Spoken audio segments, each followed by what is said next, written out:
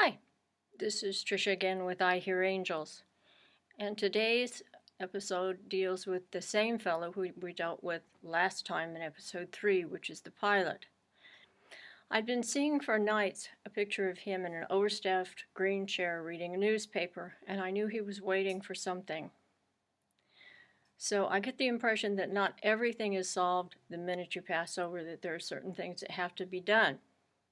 And in his case, since he had been in war and had seen so much and had been in 50 missions in the air in a bomber, he had seen a lot of death from his men and from the people on the ground. So I knew that he'd been waiting in this overstuffed chair and waiting, reading his little newspaper, and I thought, well, what's going to happen next? So I went in the room, and he had someone holding up an 18-inch sphere approximately, which looked sort of like a soap bubble. And what it contained was everything that had happened to the man. It was sort of like an Akashic record of everything from its inception to its final conclusion, from having a child to the child growing up and being a great guy or a not so great guy. In this case, the son was a great guy. But he needed to know all of these things and get some closure. And so this technician, I guess I'll call him for the better word, was holding it up and letting him see it. For example, if you would have set a forest fire in California right now, it's so dry,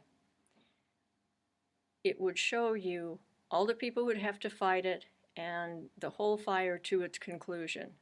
Whether or not any homes were destroyed, any people were wiped out, any animals that were destroyed, or whether or not it was just a clear burn and the forest came back clean.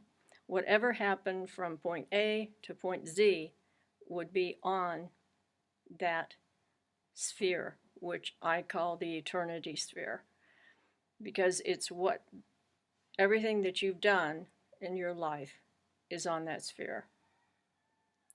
This is just something I saw. I can't guarantee you it's right, but it was fascinating.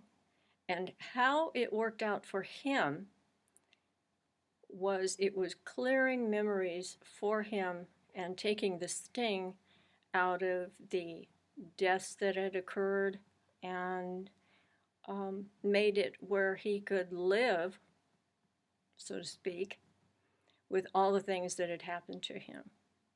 It was a way of, yes, this happened, but the final outcome was good, or this happened, the final outcome was bad, but now it's okay. But it was just sort of a clearinghouse. It was like a big television showing all the things that had ever happened to him and helping him to find peace. So I hope that makes you feel better, that even when you leave this plane, there may be some unfinished business, but there are ways to get closure, peace, happiness. That's about all I have for you. I'm out of time. This is Trisha with I Hear Angels. I do answer my emails. Just go to www.ihearangels.com. Thank you once again.